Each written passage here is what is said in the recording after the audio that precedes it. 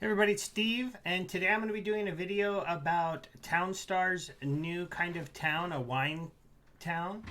I wanted to say a quick thank you to my new subscribers, and if you are watching my videos and getting help from them, I'd really appreciate likes and comments and any new subscribers if these videos help you. I do know I get a lot of you to watch my videos about Townstar and Mirandus, so there's a lot of fans for this game. So if you don't know much about it, you might want to check it out. I have a playlist on Mirandus and on Townstar and the different kind of towns they have. But today I'm going to be talking about the new one they just introduced. So they introduced this about 10 days ago, right when they were kicking off the Brave tournament. I didn't really have a lot of time to play that week. I was going into the office, so I didn't really want to try a new town. So I went with a more simple town of making baguettes. I didn't do very good. I was like 90th place in the Brave tournament.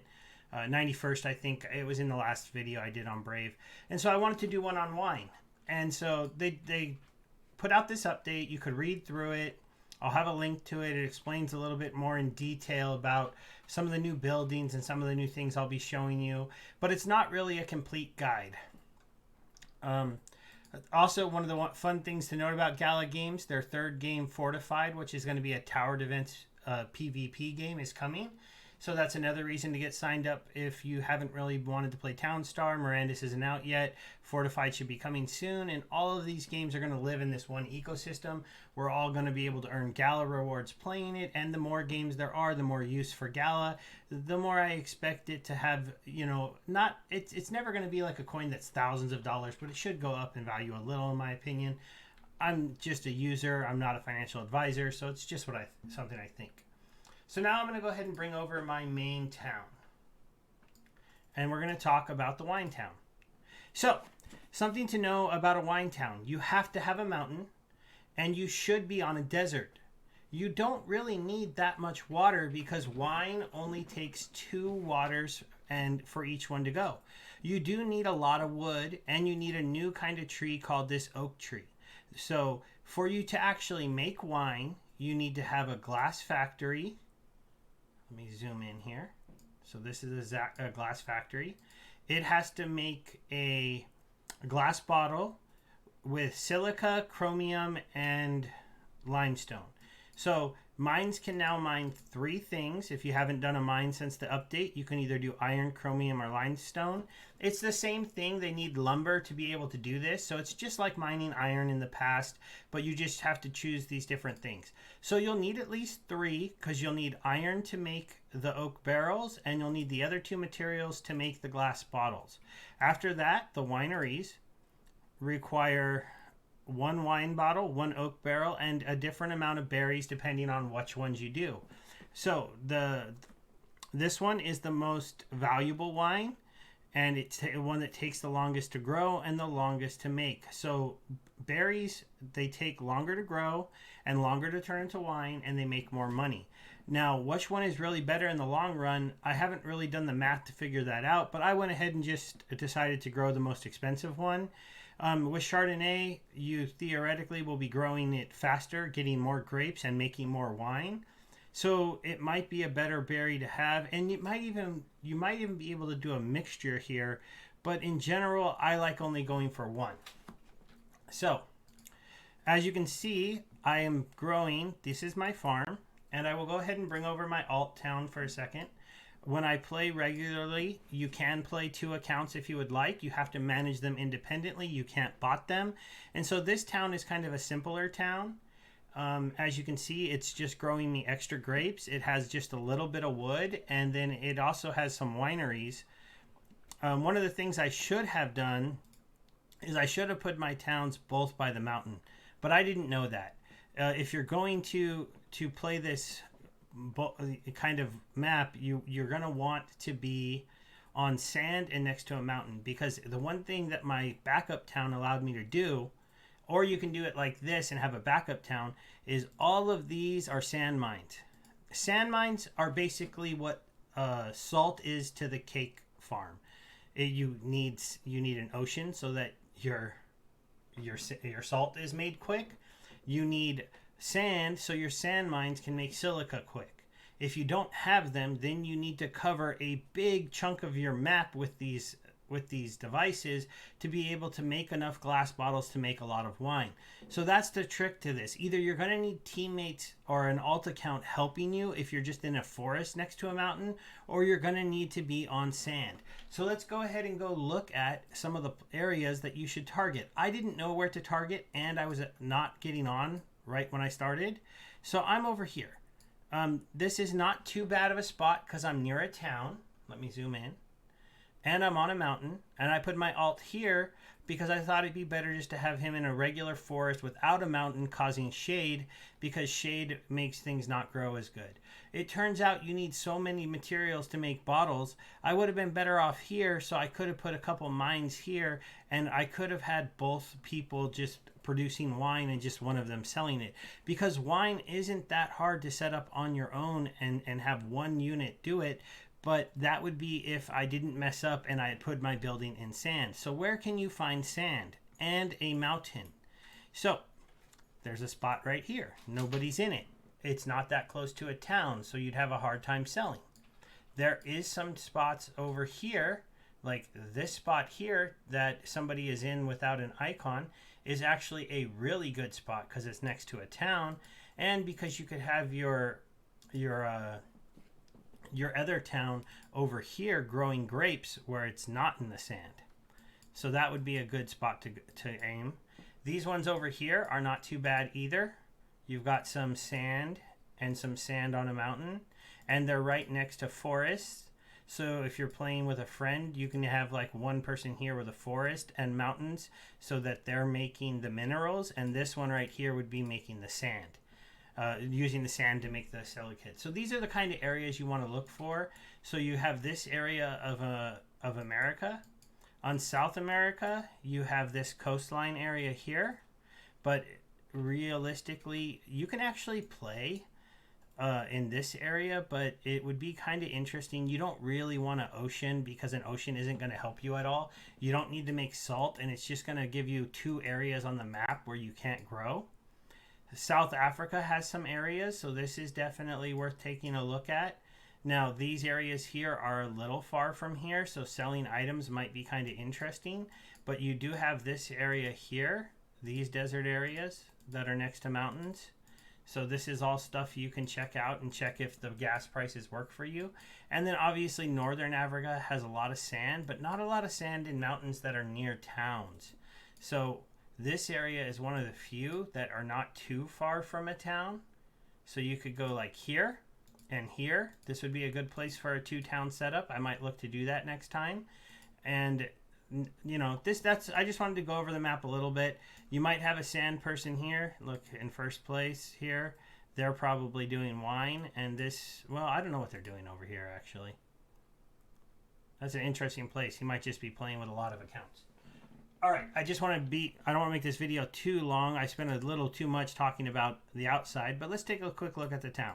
So I set it up so I had 9 mines, so I could have 3 making iron, 3 making limestone, 3 making chromium. That gives me a pretty good balance of them to be able to make the different items. I actually have to, every once in a while, just because of where the placements of the mines are and where they go and get their supplies, I have to switch one mine back and forth on the chromium and the limestone to try not to overmake it. So you're going to have to watch that. The one thing with wine is it seems like you have to pay a lot more attention to it than you maybe do cake and farms and those kind of things, because a lot of these things, there's a lot of time for your grapes to grow. There's a lot of downtime. There's a lot of balancing of everything, but it is pretty lucrative because for my setup, I don't really have a lot of special items to help with wine. I'm only playing with 2 people, and I'm right now 37th, and that I'm pretty proud with this score of over 2.4 million with 2 days left. About 5 to 6 million is as most points that I've ever got using cake, and when I make cake, I have a legendary item that helps me grow wheat, and I also have the sugar bot, and I now have the salty bot thanks to all of you that have been signing up on my links. So I have a lot of special unique NFTs that would make it so I could hopefully build cake better. But these NFTs don't do anything, right? I mean, what do I need a wheat stand for, and what do I need an elf bot? I mean, look, I'll put him here. He won't even do anything. He'll just sit there sleeping. Kind of disappointing. I was hoping he would do something, but he doesn't. So, so as you can see, the real trick here is the farm, and I think this farm right here, I've done it on both of my maps, is a pretty good way to go. So I'm gonna zoom in on my farm. So it's basically, you can do 3 water or 4 water, but I like 4 water. And the reason I like 4 water is because it allows you to grow 2 real trees on the outside of it. So you can grow 2 real trees here and 2 there. It gives you all these areas in the middle where you can grow trees as well. If you go down to 3, then you only can grow 1 tree in the middle in each one.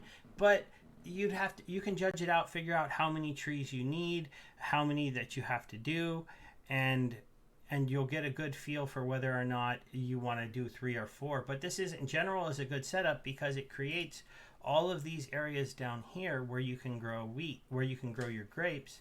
You can do a full row of grapes on top. And on the outside, these spots right here at the very end that are 5 are actually spots where you can grow your oak trees.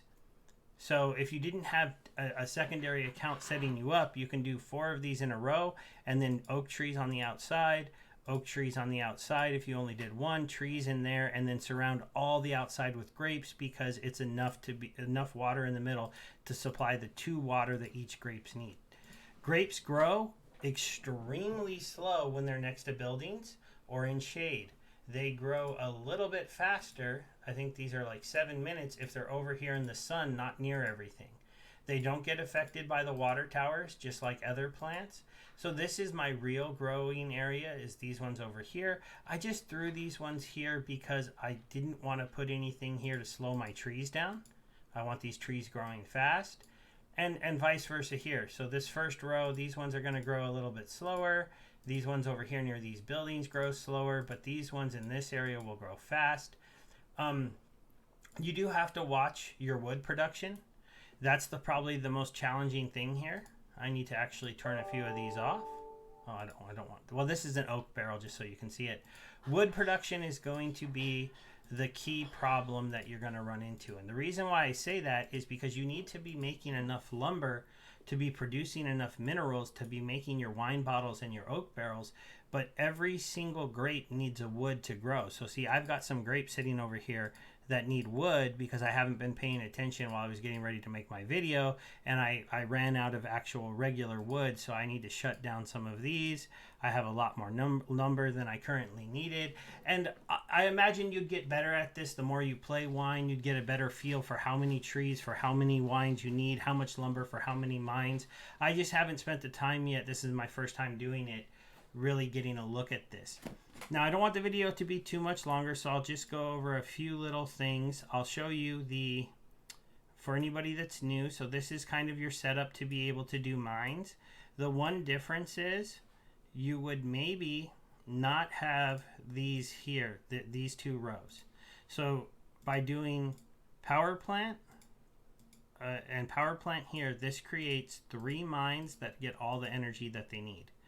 If you wanted to have all of these mines get all the energy that they need, then this row would have to not be here, and this row would have to not be here, and you'd have more power plants. But I set it up so that just this one mine, by putting 1 power plant here, I could have put 1 here, and then I would have been fine, but I didn't end up doing that. So this 1 power plant needs energy. That's really not hard to do. If you're looking at my town and wondering where my gas mine is, well, that's where having the ability to play a alt account comes in. So here's my gas production. You only need 1 of these to feed 2 towns. So this one's pretty simple. You just go refinery. So water over here next to this refinery, double pump, 2 power plants, 2 refineries. This is auto gas producing, no energy needed. And this is pretty much the classic 4. And then it's a 3x4. These spots here can be any other items.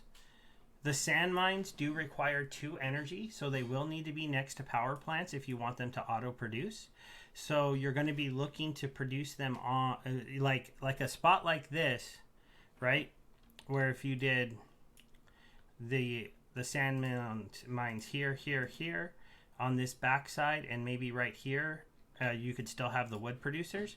If you were on sand and these things were producing every 20 seconds or whatever the time difference is, I'm guessing it's 20 seconds because salt that's not next to the ocean is 10 minutes, and salt right next to the ocean is 20 seconds to grow. It grows extremely quickly. So if this is the same, and I'll find that out and I'll do an updated little comment in this video how fast it grows once I build a town on sand. So now let me show you the good things about going grapes. One thing, they sell for a lot. So 10 grapes sell for, checking time, so 93,000. If you're growing Chardonnay, I believe it's like 79,000. So this is a very, very easy product to have a secondary town growing, and it'll just pay for itself by you selling some of the grapes. So you can set up a farm like this where you have a secondary farm growing this many grapes for you, and you won't need to provide it any money. I've never had to sell anything back to it or sell any of the good things. I just sell some of the grapes and they go off. So that's one of the advantages. One of the other advantages to going grapes is that there is no animals involved. So you don't have to do any ranchers. You don't have to do any feeding or any feed areas. So that's really nice. The disadvantage is that you have to grow 2 types of trees. So you do have to set up your wood to be able to grow enough oak to be able to make the buckets. And you have to be able to manage your wood so that you don't run out of wood or you stop making grapes. Your town might seem to have a little bit of a downtime, but eventually when you're getting these, so they range about 700 to 780,000.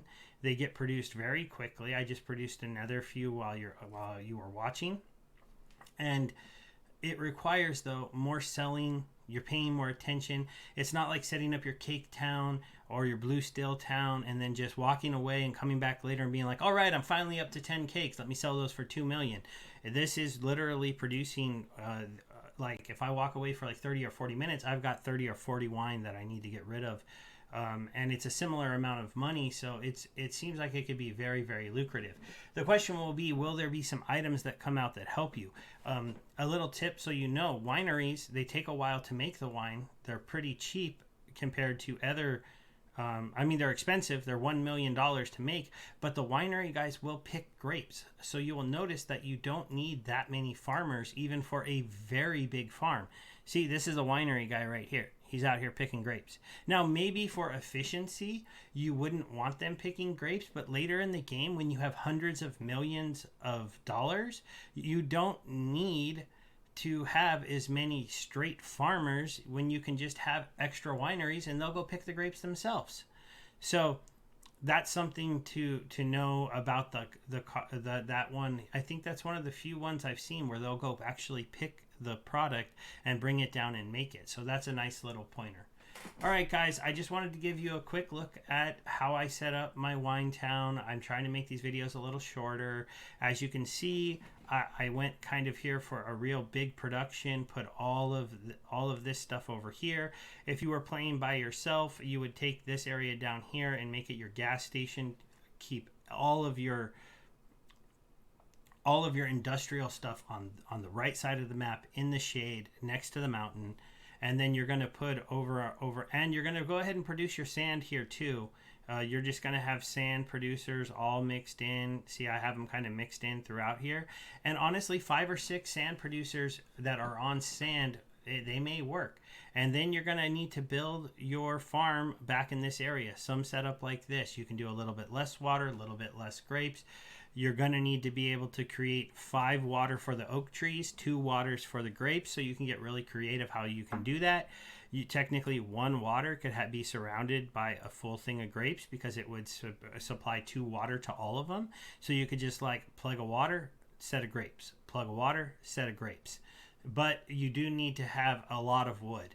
So as you can see here, I have a lot of wood that grows fast, and I need that wood to be able to create enough lumber to feed all of those mines and create enough wood to be able to throw it back onto the vines, because every time you pick grapes, you have to put up a new piece of wood there and 2 waters. So that's what a grape needs. No matter what grape it is, it's always 2 water, 1 wood.